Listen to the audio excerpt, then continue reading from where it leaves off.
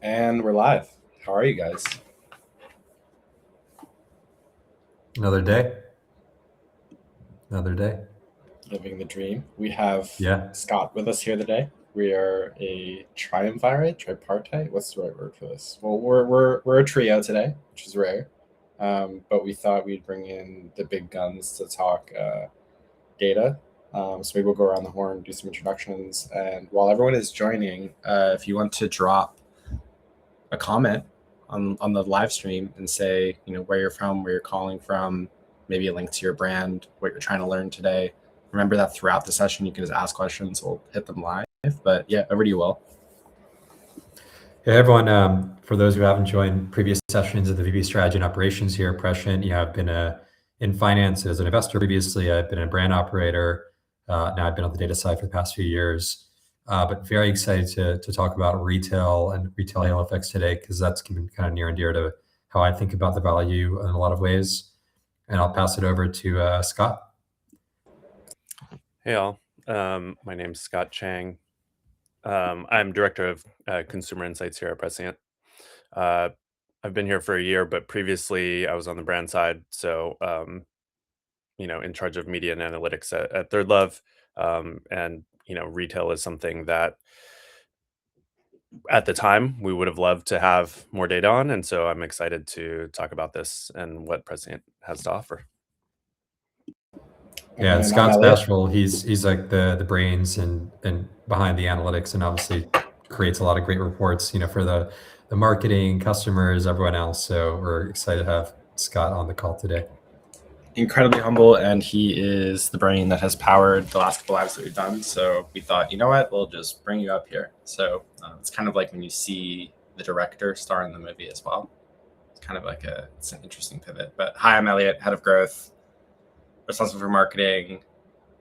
I think the cool bit about all of us is we've all been on brand side. We've all been in a marketer's shoes, an operator's shoes, finance roles, media buying. And somehow we all end up back at SaaS selling advertising technology. There's like an old saying, I guess, like the longer you stick around here, you're going to end up in sales tech or ad tech. So here we are. Yeah, I think we're all in sales. Everyone's always in sales, but yeah, I think maybe setting the stage for a little bit today. Last sessions we've done a TikTok, GMB Max, and the halo effects onto Amazon. We did a Pinterest live, talking again about how it's an upper funnel awareness-based channel that typically is not measured via last click. And now we're basically on retail halo effects, which is effectively for a lot of brands we work with that are very omni-channel, that often have like bigger offline businesses and they have online businesses. They have come to us asking questions around, well, how should I think about my digital spend and my offline spend related to impacts on my offline and retail sales? So at least in my perspective, especially relative to the other conversations we've had, this all comes down to the same theme, which is like, how do you communicate, performance when there is an omni-channel world, right? And we know that a lot of the brand budgets and everything, they could be siloed, for the finance team and marketing teams. But the way we look at it and the way our customers look at it is it's basically a one unified budget, right? How do we then allocate that across the different sales channels and objectives? And we'll talk more about this today, but not every single channel or tactic is going to have the same impact on each channel, right? So if you are trying to push retail, for instance, there are going to be other channels, right, that could be very different than your digital channels or D2C channels. So yeah, excited to dig into that some more today. So I have some questions, but maybe Scott, do you want to give an overview maybe, or a little bit about what you've seen looking at data across our customer set? Sure.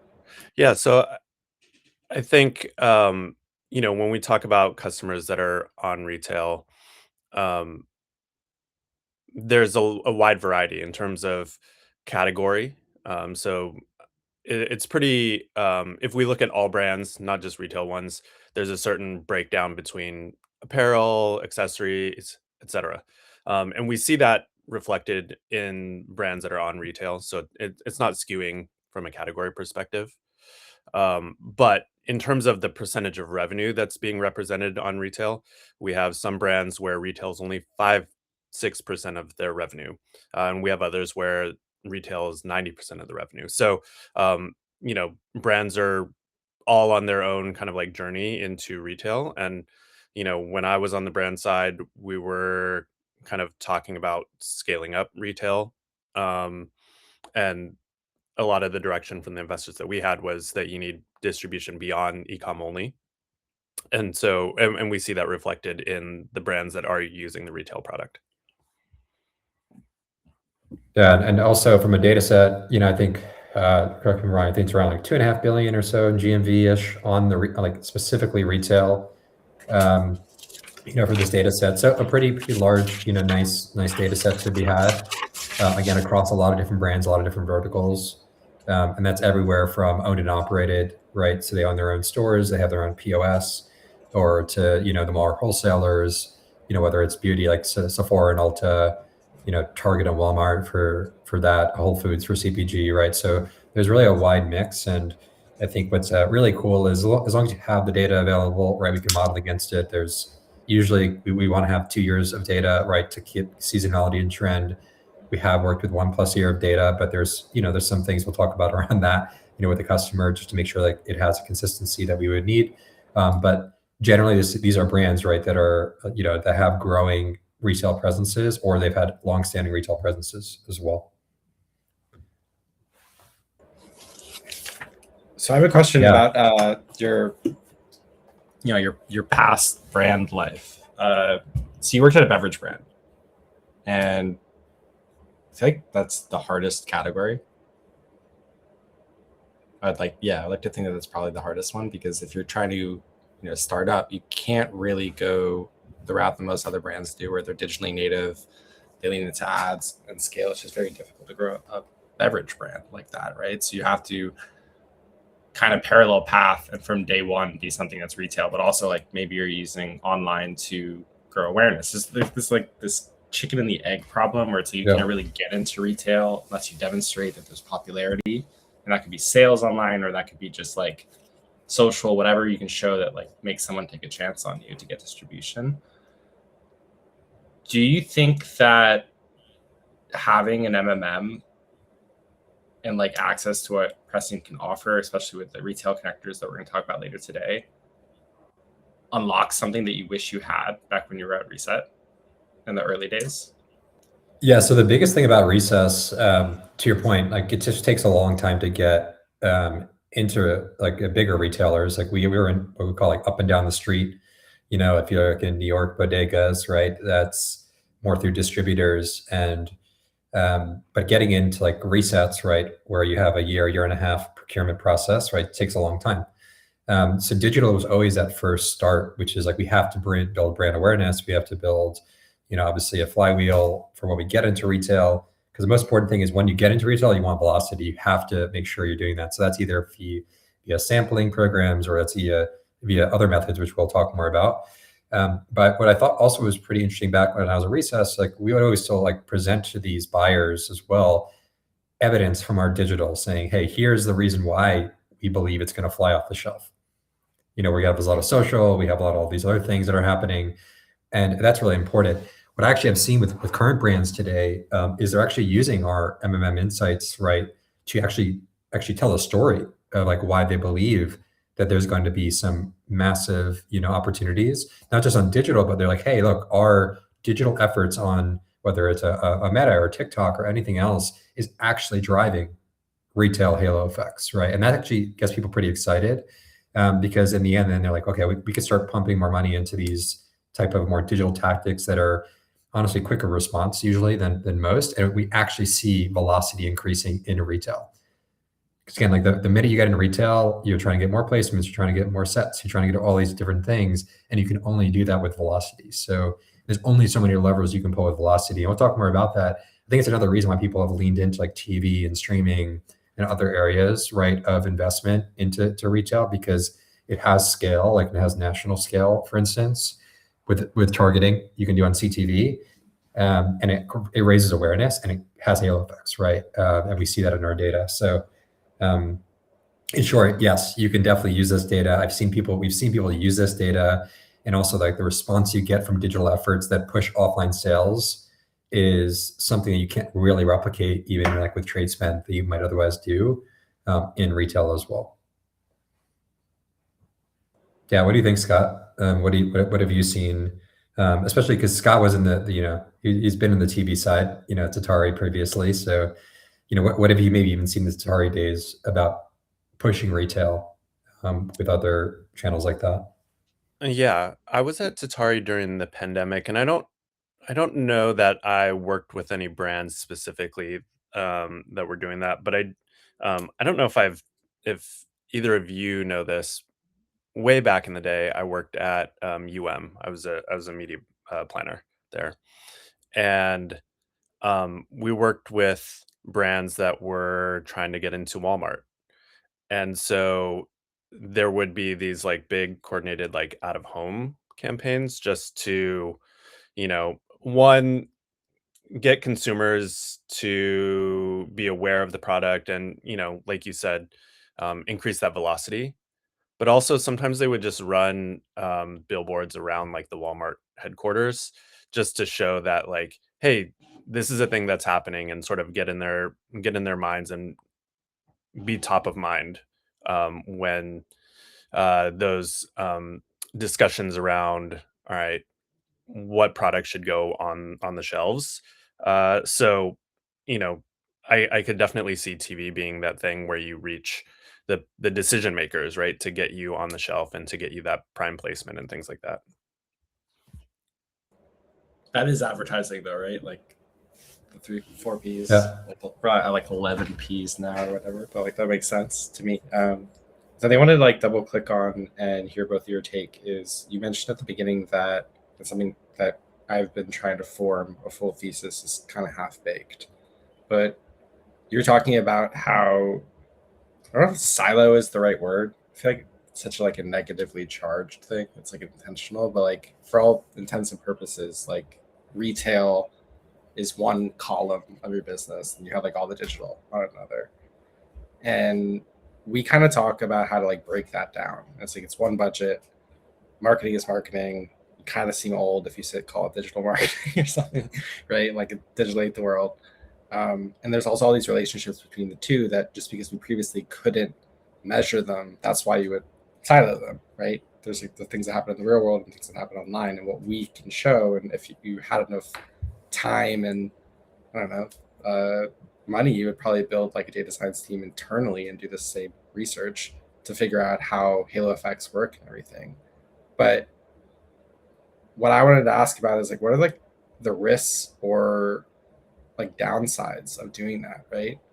Like what are the risks of having like this is our retail team and this is their budget and what they do, and this is the digital team and what they do, and like not having this connection of like the halo effects and relationships between them? Like what is that going to do to your brand? I think the biggest thing I'm seeing in like we're just kind of like exploring the data, right? That's our goal. Like the data will tell us the story a little bit, and obviously customer interactions that we have. But I've seen retail is a lot more variable in terms of the returns you get with halo effects than it is like even digital. So, what does that mean? If you're again trying to push velocity as your core objective into retail, that's a unified effort. That's not a digital or an offline effort. That's just like that's an objective, right, of the company. And I think traditionally what people try to do is they try to a lot of offline activities, as you said. It could be billboards, it could be more trade spend, sampling, like kind of more traditional things within store. And again, that's a siloed budget in a lot of ways, and maybe it's somewhat effective. But then you might be missing out on the fact that in digital, maybe you're spending heavily on Meta, and Meta has a huge impact, right, on your overall offline sales. So suddenly you're just missing a lever to push the same objective you have. At the same time, if I'm on direct to consumer and I'm just looking at that only singular, what is a digital channel, then you might cut that channel as well. Maybe you prematurely cut it, you don't under optimize the spend. And then again, in a similar way, you're reducing the amount of impact or halo effects you get on the offline in the same way. So in order to, I think, speak to each other, you have to have more of a common language of performance in a lot of ways. And is this a perfect solution, right? No, you still have to go out and make sure you're doing these activities, likely offline spend, everything else, because usually it's required even by the retailers. It could be trade spend, it could be retail media, for instance, but you're still missing out on a huge growth lever, right? If you don't think about them together. So yeah, I don't see them as siloed. I see them as different objectives for different channels with different strategies. But there's only so many things you can do that has a global objective, which is, in this case, we've seen a lot of brands like the digital can move offline as well.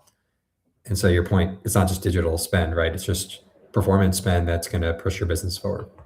Yeah, the example for I want to hear Scott's take, but like I have to tell you this because I feel like it burned a hole in my brain. It's like I had heard about Harry's like a bajillion times, right? I worked in beauty. I was like a DTC person. Like never went online and bought Harry's. And then one day I went to the supermarket. It was Wegmans in the Brooklyn Navy Yard. I'm trying to like get my toiletries, and like I picked it up, and the next couple times I went there and I purchased. And that like broke my brain because I started to think that like there's certain people that are just never going to click the ad and go. Like I definitely was aware of the advertising, the marketing, and the brand activations and all of that, but I was never going to be the person to pull the trigger on it. I wasn't even going to buy it on Amazon. But then I was in looking for shaving cream, and all the legacy brands were there, and I picked that one up. So like that kind of, I don't know if that like mixes what you just said, but like there's something that I feel like a lot of people oversell like click-based conversion, and the cost is like it's actually like really you're like minimizing your customers, right? Because you think that they have this super simple customer journey. We always talk about how important it is to know your customer in and out, but like who actually only lives in this world where they see an ad, they click it and they buy, or they're retargeted and they buy? It's like a far more complicated picture, but that was my little aside.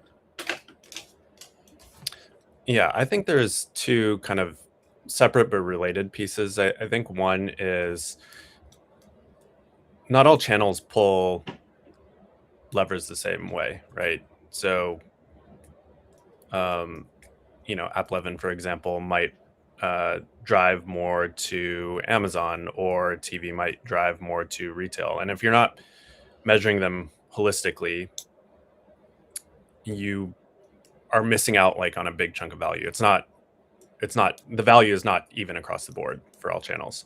And then there might be folks that maybe they're not on Facebook, they're not on Instagram, and so you really just can't even reach them there. And so you're kind of like ignoring like at least a fraction of your potential market, right? By not being on those channels and not being able to measure them and value them properly. So, I think that's definitely like a risk if you're working in a silo and focusing on digital only.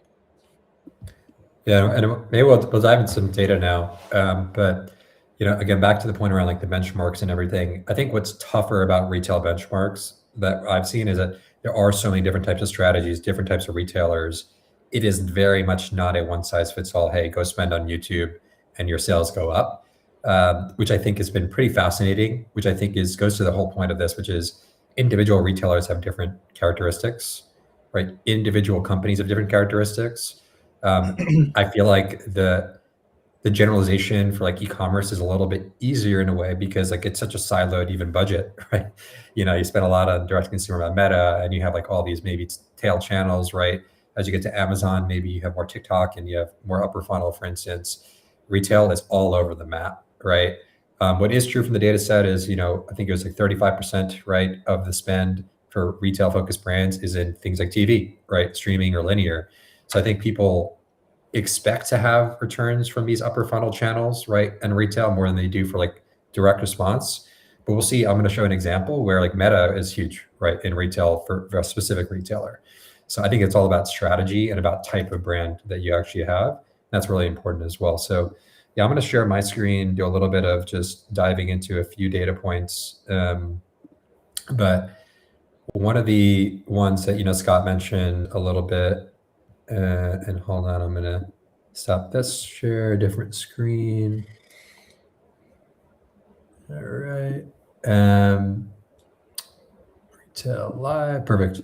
Okay, so one of the other data points that, Scott brought up is, what are the actual types of brands? Scrolling a little bit that are like part of this just retail data set. These are, again, they have retail, they have online and digital as well. But there are a lot of, let's say, home and door brands, for instance, from a spend standpoint, a lot of accessory brands, right? So these are selling in like more traditional wholesalers, as you probably can imagine, versus more you have like the beauty and health and wellness in the red and kind of the green. So actually a really good sampling and mix really when it comes to retail and how we think about retail, which I think, again, speaks to the fact that not every tactic, not every channel is not actually going to act the same for different types of brands that we actually work with. And then this is like just a holistic, hard to, again, take too much out of it quite yet, but just to give you a flavor of how we think about halo effects, right? So the blue actually is going to be the kind of the retail halo effects. And you'll see examples of this where this is just the percentage of credit you might allocate relative to different sales channels. So blue in this case is dark blue is going to be retail. Orange in this case is going to be Amazon. Everything else think of as like more of the digital D2C halo effects that you might see in direct response. But just to the point around like TV, so TV and streaming on linear, if you want to eyeball it, right, that blue bar is actually a lot bigger percentage of the overall credit you otherwise would get. Maybe not surprising, right? But that's what the data is actually showing. And then you have like a TikTok, for instance, also a little bit wider, right, in that, but still has a pretty healthy mix between things like Amazon, for instance. So you will see, again, differences amongst brands, but generally, maybe, again, not surprisingly, that you're seeing a lot of the upper funnel, right, have an impact on the overall offline halo effects. Then you have a channel like Google, for instance, and we'll break down what Google looks like and where Google is getting the credit. But one of the areas that Google, for instance, has actually brought a lot of strong halo effects we've seen is things like shopping, right? And we'll talk more about why that could be the case, especially with customers. But it's not just about the top of funnel, but it's also mid funnel about when you're aware of something, maybe you're considering something, maybe there is some research to be done. That's actually where there's a lot of strength in a lot of the tactics we've seen in actually pushing offline sales as well. But I'll pause here. Maybe Scott, you might have some ideas, or before you Elliot, jump some in, questions. Yeah, I'm not the best with graphs, so I'm going to pretend like I'm asking for everyone in the audience, but this is for me. So if I'm reading this correctly, let's say we take a channel like TV and streaming, right? It drives the largest halo effect into retail out of all these channels over here. Is that fair to say, like, if I was a brand and I don't know, I'm like low 8 figures and I'm like, is it the right time to go into, it's always a case by case basis. It's not this simple, but like if they were asking, like, should we explore TV and streaming? You'd say probably, maybe, but you get the most return if you're already in like retail and you do that. I'd say that's the right question to ask. Is probably this is not the right chart to actually ask you whether it's the right thing, right? Like the right investment, because yes, most of the halo effects might derive into retail, but it doesn't mean that there actually is the return you're looking for, right? What this chart will tell you is that that it could have an impact, and you want to then test it and understand, like, what are my actual returns? Does it meet my threshold of returns here? And back to the point around thinking of your omnichannel business, it's also like how important is retail to you, right, as a strategy or as part of your mix? Because again, let's just say you're heavily weighted digital, you're not really sure about retail. Maybe it's not the right time for you to invest quite yet, but very clearly we've seen in the data that it's TV, and especially streaming, in this case, and linear, do drive awareness, right? That does have offline halo effects. And I have another question. Sorry for interrupting you, Scott, because I bet you have something much smarter to say. But because you're also a previously connected TV, advertising savant, why is TV streaming and TV linear? Like, I would expect them to be like a lot closer in terms of their distribution, but they're not. And my hypothesis would be that just like the audiences are different. But like, I don't really believe in like generations and stuff like that. Like, I see people all the time who are 40 and they love K-pop that teenagers like. I think it's a bunch of BS. Like, why is they don't really look similar at all? Well, I think it's a little bit hidden in the data, because while this overall cohort is brands that have a retail presence, they're not all on streaming TV. They're not all on linear TV. Okay. And so it could be that, the brands on streaming TV are just, killing it, driving to retail. And, linear, it's not that they're not killing it, but it's just, a little bit more muted in comparison. I think also the the CPMs are a lot different on linear versus streaming. So streaming, a lot of the partners that you can buy streaming TV through, um, the CPMs are in like kind of like a more narrow band, whereas linear TV strategies can be very different. So at Atari, it was a lot more DR focused, so very efficient. Mostly smaller networks, but very targeted buys. Some of these brands are large enough where they might be taking more of an awareness strategy, buying kind of like the ESPNs and the top tier programming that commands a higher CPM, and so that's part of the reason to why um, linear TV might not be at the same level driving towards retail. Yeah, targeting matters, I think, in the end, right? Especially like there's underlying campaign structures here also that could be very different. Um, and also this is also different times of the year, right? So like this is also why like seasonality could be very important. Q4 is definitely a time where TV investment does increase. Not surprisingly, again, coinciding with like holiday season. So the efficiency in different periods of time could also change, and these halo effects could change as a result as well. I'm glad we're looking at like the big leagues, like the World Cup, because I don't know, when does it slow down? Is Q1 slow for these advertisers? I think it just depends, right? You have different types of advertisers, like the beauty and health and wellness are always on, right? Then there's the apparel and accessories, maybe home goods, right? They have a more seasonal component to them. And then that's when people again like lean in on like linear. I've seen like linear is usually more episodic than it is, always on, versus streaming TV is usually has become always on because of the digital touch points, not necessarily because of the offline touch points as well. So back to like the omnichannel conversation, it's just we do talk a lot about in this conversation like retail halo effects, but these channels are not going to be just isolated to, in this case, retail, even if the impact is a lot bigger. And that's where like the ROAS and efficiency doesn't come through in this chart. Is the ROAS and efficiency could be great on digital, right, as well. That actually makes it an always on channel at the same time. I'm very caffeinated, so I like two fun ones, but they might be opening up a whole can of worms. So you guys tell me how you want to respond to them. So the first one, both very controversial. The first one is, I think halo effects and how Cody coined that term, like I think it's like super helpful. But I also kind of think it's almost like they're like these combos, right? He's like almost like a video game analogy, right? If you look at that chart, you start to see that to get the most out of certain channels, you should combine them with other channels. Is that like a crazy way to look at it? Is like you're setting up the pins with one channel and you're knocking them all down with another? I think I always try to explain things like I'm explaining them to my mom. Um, and, she might not know anything about MMMs or statistics, anything like that, but she's a consumer and we're all consumers. We know kind of how that works. And um, nobody, not nobody, very few people see an ad for the very, very first time and they're like, I got to have that. I need it right now.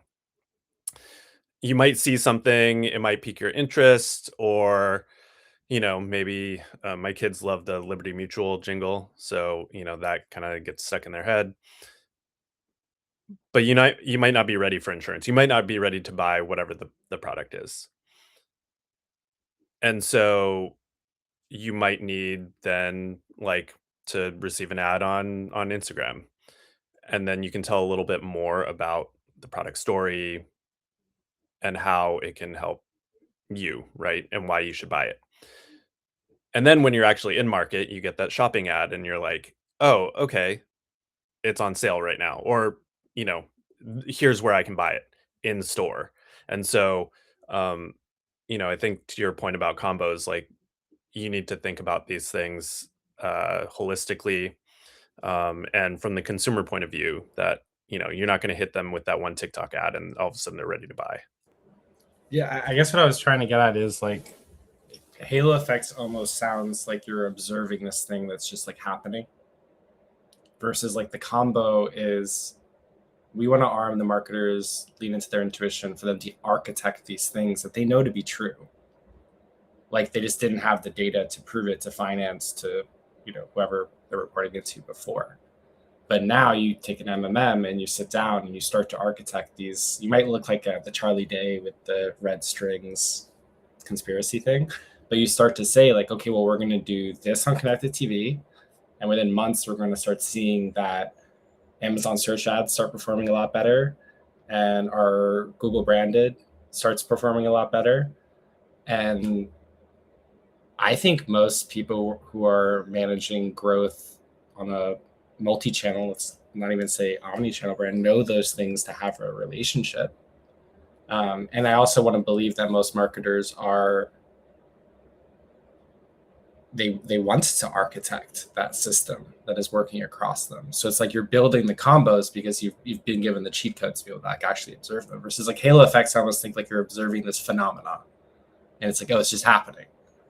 I don't know if that's just the comics. Yeah, I think the way about halo effects, though, right? That's very interesting. At least how it's constructed with Prescient is, like halo effects could be different for your TV spend on digital versus offline, right? They're not assumed to be the same, but they're actually learned from the data. It's learned. It's like a learned relationship of the delay in impact.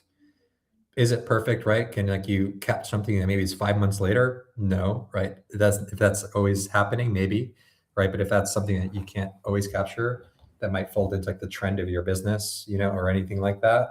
But it's different. Like each model has a unique characteristic. Each model is learned differently, which I think is a value, right? To what you're talking about, which means that you could have different impact, right, across different channels.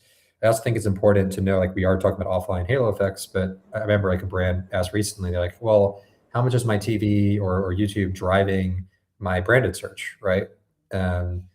Which again, upper funnel channel may be directed towards offline, but they're like, well, we know it's having an impact on my digital as well, which is something that we measure, right? And think about is a relationship between those different channels. So that is, I agree. Like marketing it's not one size fits all. It's not just, is this channel incremental? Is my marketing mix more effective by the fact that I'm doing marketing?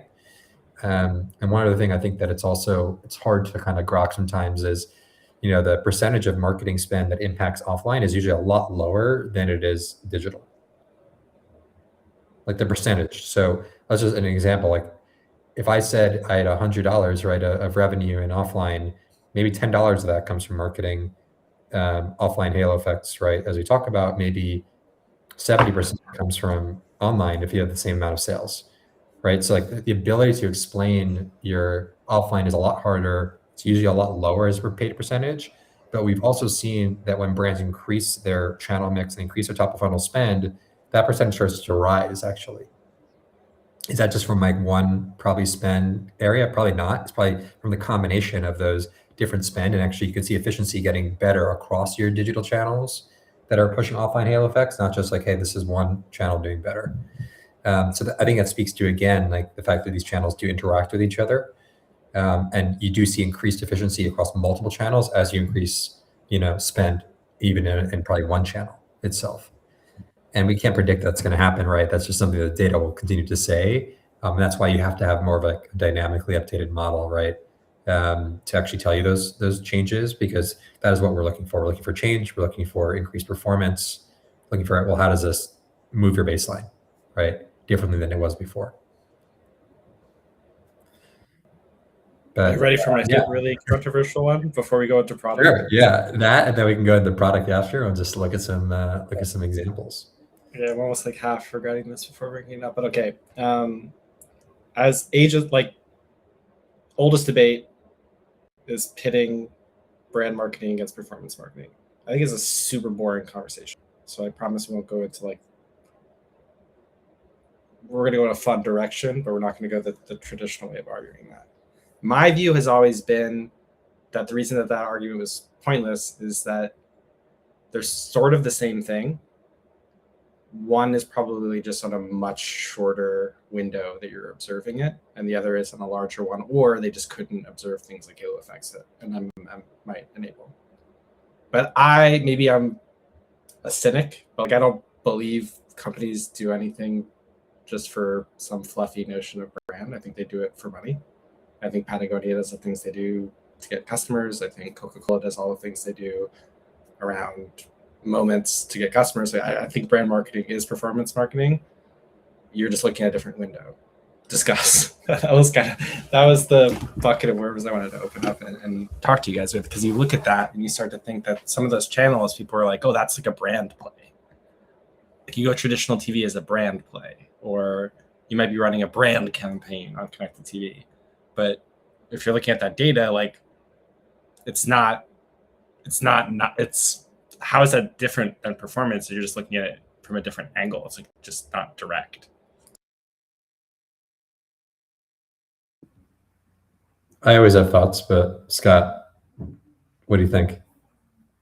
Yeah, I'd agree that the time horizon is a little bit different, but I also in my experience, when you have to, like, companies that are doing brand marketing, they've got this kind of like agreement in place with finance that, hey, we may not be able to measure this as like, hey, this is driving revenue like right away, right? And so I think your point is right, but there has to be like this internal alignment that, hey, this budget line item is not going to make returns like immediately, but we are going to see in the long term an improvement in our top line numbers. So I think you're right, and I think part of it is like historically there's been the inability to measure this, and even now, like on those really long time frames, right, it's still very difficult. So I think you're onto something with that. We'll do a whole separate one on that, but yeah, let's dive into the product. Well, Yeah, I was gonna say last on that. I think a lot of like brand spend, the way I think about it is like people just have objectives of like, what's my revenue going to look like, and what's my blended return going to look like, right? And there's just like a kind of implicit understanding that the brand spend is just going to be considered like, hey, we're not going to care about the return, like in a lot of ways, as long as our revenue is going up, right, or our objective is going up. So I think that's changing a bit, with kind of thinking about efficiency of your spend and like budgets getting a little bit more locked. So I agree with you. I think that you're right, and I think people do make longer term horizon investments, but they do so knowing that they probably are not going to know the return of that. And like just that's like an agreement they have almost with finance on that, which I think it's going to change, with how we can actually measure brand spend. Or they can use more like equity metrics. And people I think have been using a lot of like kind of brand top of funnel metrics, right? There's a lot of tracking going on now around that as like a way to justify brand investments. But it's still unclear whether that's actually leading to like, down funnel conversions, later on. But yeah, let's go into the product and think about some things and just do a kind of a live exploration, honestly, of some demo accounts. All right. So let me know when you can see my screen. So, just an example brand that we'll kind of walk through. Again, there's going to have kind of drop downs for the different sales channels, right? I'll just start, with kind of their retail, right? Because that's kind of where we're thinking about. So this case, you can see it's a beauty brand, right? Ulta and Sephora, right? And from a halo breakdown and mix, if I look over the last, let's say 12 weeks, what is this really saying to me? This is basically saying that from our channels that we actually have that are, again, very digital in nature, Criteo, retail media, right, being still digital, but we're looking at offline halo effects.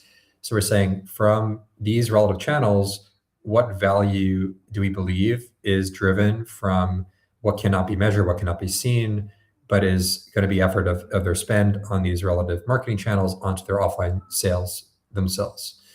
So in this case, right, which I think is super interesting, again, high level, I'm not going to tell you about anything at returns. We'll go into that a little bit more. But Meta, for instance, has most of their value on Sephora, right? 99% of their value. Like that bar is way off to the, different side, that and TikTok really, and maybe a little bit of YouTube. Whereas the other channels are basically kind of like, I'd say split down the middle in terms of the credit they might see. So the question is like, what's happening? Why, right? The chart can't tell you, but that's something that, again, individual brands, you can see there's differences already between just two retailers, right? In this case. Then I'm actually going to give you a little bit of a view of like the overall halo effects. Because again, it's helpful to understand, well, if I'm breaking down the silos, right, of marketing and breaking down finance, silos as well, if I were to, let's say, just give credit, right, to a lot of different places where they go. So you can already see, again, from a total perspective, a lot of the halos, again, are still 50% of the value is still offline for this. Maybe not surprising. This is actually, they have a heavily offline presence, this brand. So it's always going to be a little bit, based on, where is there also sales presence, about how you think about these halo effects. But back to Meta, still you're seeing about 86% now, right, of the value of Sephora. So to your earlier point, Elliot, if you didn't maybe see the retail side of the house or retail halo effects, we'll see in the performance itself and like the returns, but is it very possible that you might want to cut Meta or reduce Meta in this case, when you didn't actually know that a lot of the value is actually driving to these offline halo effects on Sephora itself? Cool. Still with me here? I'm all the way. I tend to go very fast, through these areas. I keep putting you on the big screen to my left because sometimes the font is a little bit small. But I'm with you. Cool. So again, you can't really action on these, charts. These are just really grounding areas to know that, hey, there's going to be impacts in a lot of different places. Everything in this case, from TikTok Shop to D2C to Amazon to two different retailers, right? So a lot of complexity. They're all their individual models, but all of the same input spend right here, just different targets that we're actually going against. So now let's think about performance, right? So there'll be, a lot of different numbers that are going to be here.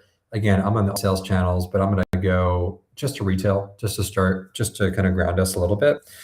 And what are you seeing already, right? So from a standpoint of what we can see, and I'm going to kind of take away a few of these ones here, maybe just focus on this kind of highlight where there'll be Sephora and there'll be overall MMM paid. And maybe let's just put your, that's fine for now, right? So what are we seeing here from the offline standpoint? So back to the point around, okay, here's TikTok ads, for instance. I'm going to widen this range a little bit more over the last 12 weeks. So we are seeing, Meta, for instance, has a ton of the value again into Sephora, right? Back to the halo effects, right, that we saw. That is where we're seeing these retail impacts. Then you have something like YouTube also that has like a pretty high impact, right, on a relative basis, and they're getting a lot of their value. So the question is always going to come up, well, what percentage of spend? How do we think about that? Which we'll come back to. There's other areas like, again, like TikTok as an outperformer here, but you can see like an Amazon DSP and Google Ads, right? They're actually outperformers on Ulta, right? So already these are differentiated views, right, across different retailers and how to think about it.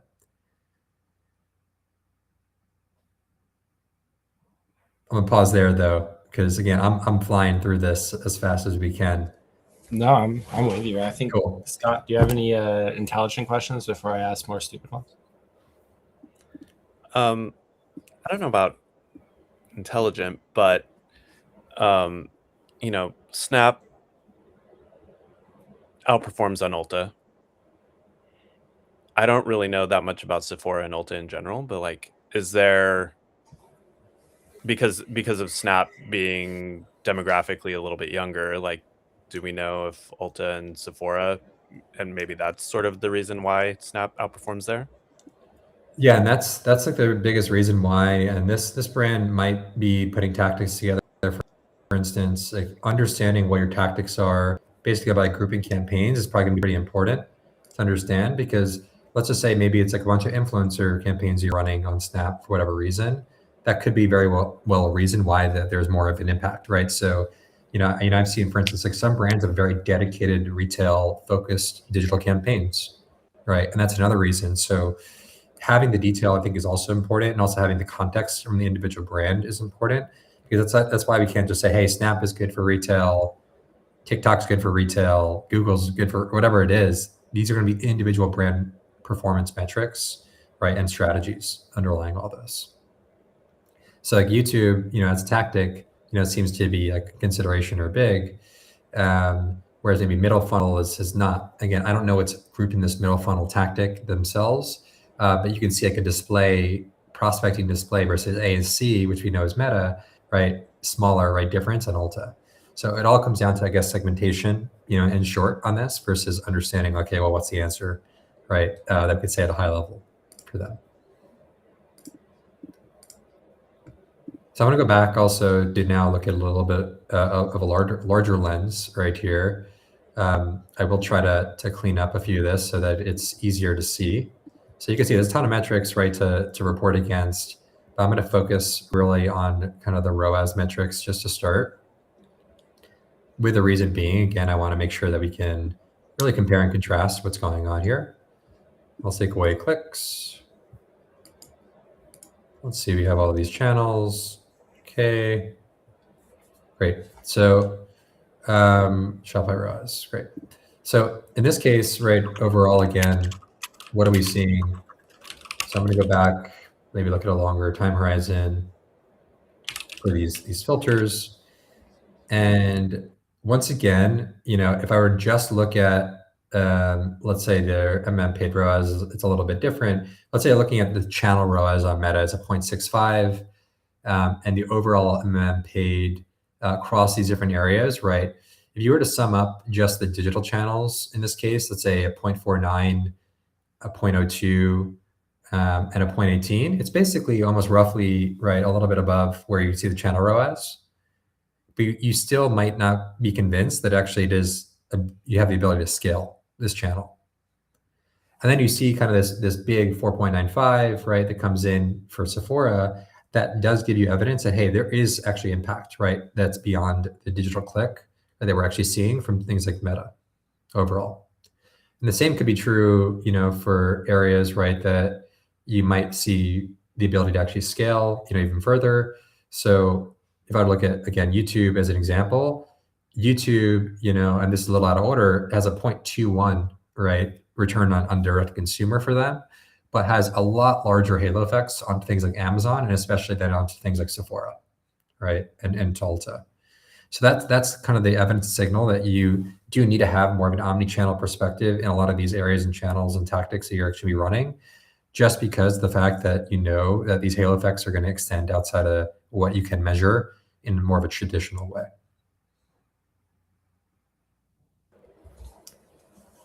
Gotta squint here and get up close.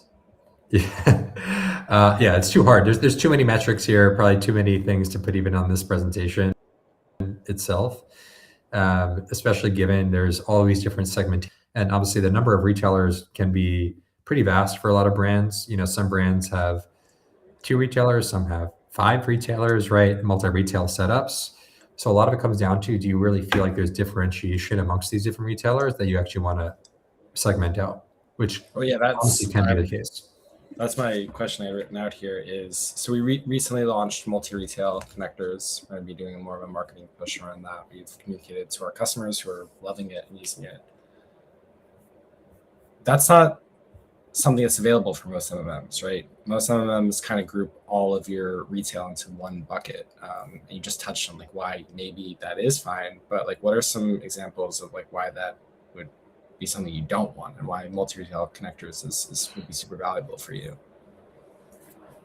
Yeah, I think the reality is a lot of other, a lot of players will maybe consolidate things into retail because of one, just like the burden of running these models, right, in a turnkey way. It's usually very expensive, and it's usually pretty intensive. We've automated it, most of, this process. So the fact that we can automate it, make it low cost, and make adding a new retail channel incrementally easier and cost efficient is why we've been able to basically offer what we are offering.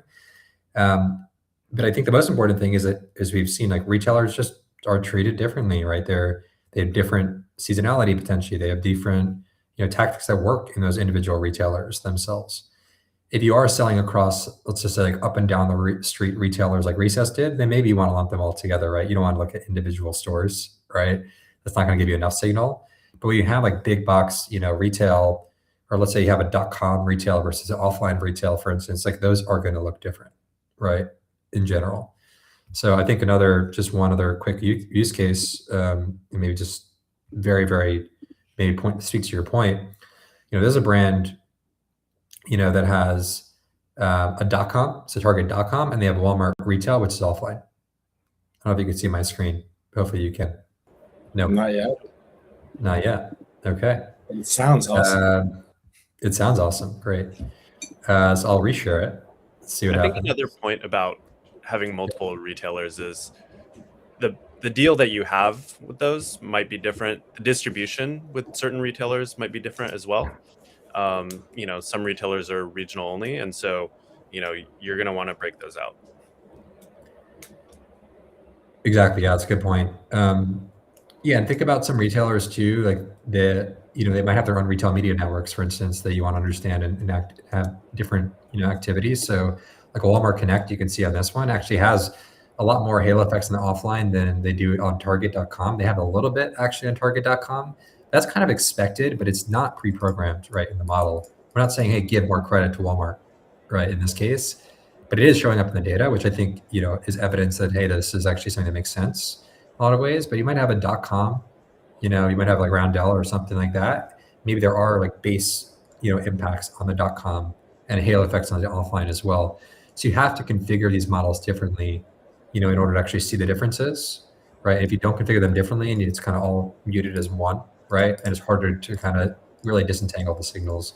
My suggestion though still remains, if you have like a lot of retailers, right, that are very similar characteristics and you feel like it's just too cumbersome to like pull all the retail sales for each individual channel, maybe there's not 2+ years of data on each individual one, you could roll it up, right, and get some signal. So it's not one size fits all, for everyone.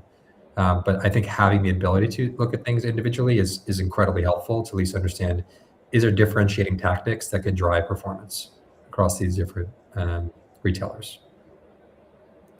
Like, again, you can see here, which I think is super interesting, in this retail example, again, high level, no numbers, but like, why is TikTok ads, for instance, different than GMV Max, right? They're both in TikTok properties, but one is driving a lot more halo effects into Walmart, other one's driving on Target.com.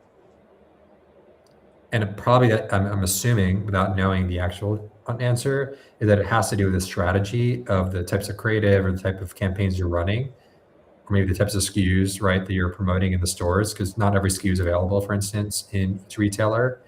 That could very well be the difference, right? The model's not going to know that, but the marketers and the finance teams or the companies are going to know that detail and be able to support it.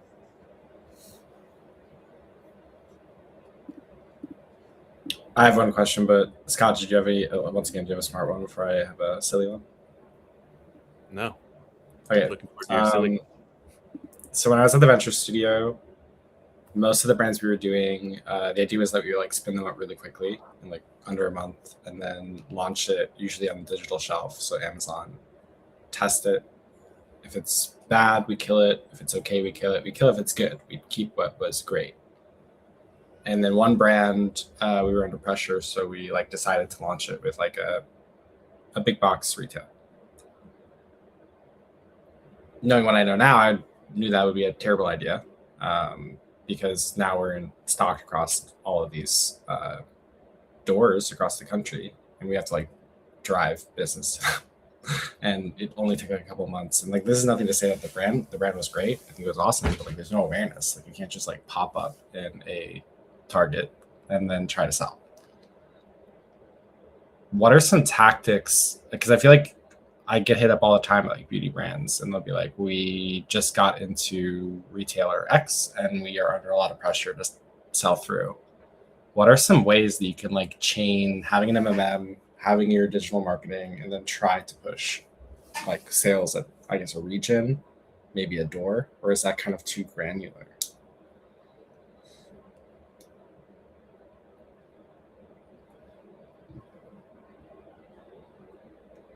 Is that a question for? I thought it was a Scott I think question. I think it's for the room, because I feel like Yeah. the obvious answer is people are like, well, you can just go give money to the retailer and do activations with their own like media network and stuff like that, which is sometimes effective and sometimes it's like very expensive. It doesn't do it.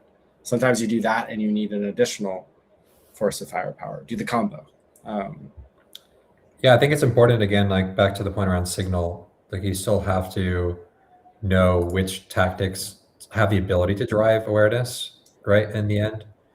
And then obviously measure and understand performance relative to that awareness you're driving. So that's why I'm saying it's not a one size fits all. You're still going to do, guerrilla marketing. You're still going to do, kind of like cans in hand if you're a beverage, right, sampling in other areas. That's not going to go away, right, for retail. And retail has commitments you have to do, but it's about what can you actually accelerate, right? I think like one of the brands, like the portfolio does this really well, like Neuro, for instance, Neurogum. They do this really well. They basically have a ton of digital. Yeah, great. Oh, perfect. Great advertising. Yeah, they do. Like they have such a social presence, right? And they have a huge like GMV Max, presence, for instance, and that does show up in their retail numbers, right? And how they think about performance. Like the retailers say it, right? Even to them, saying like people say they heard about you digitally, right? And they come into the store. So it's not just about the numbers, right? It's also about the qualitative, and quantitative you get right here. I think the MMM is a great backstop because it'll support a lot of what is the intuition and thesis behind it, and then give you more ability to scale, right? And see how does like this scale then impact my returns as well. It's not just knowing that, hey, this sometimes works. You have to know, well, can I keep scaling this? You get feedback that the results are actually coming through. And it's not because of maybe some promotions you're doing or something else. You need to disentangle that signal. That's what like an MMM like Prescient can help to do, is to give you some more data-backed evidence, right, to continue to scale.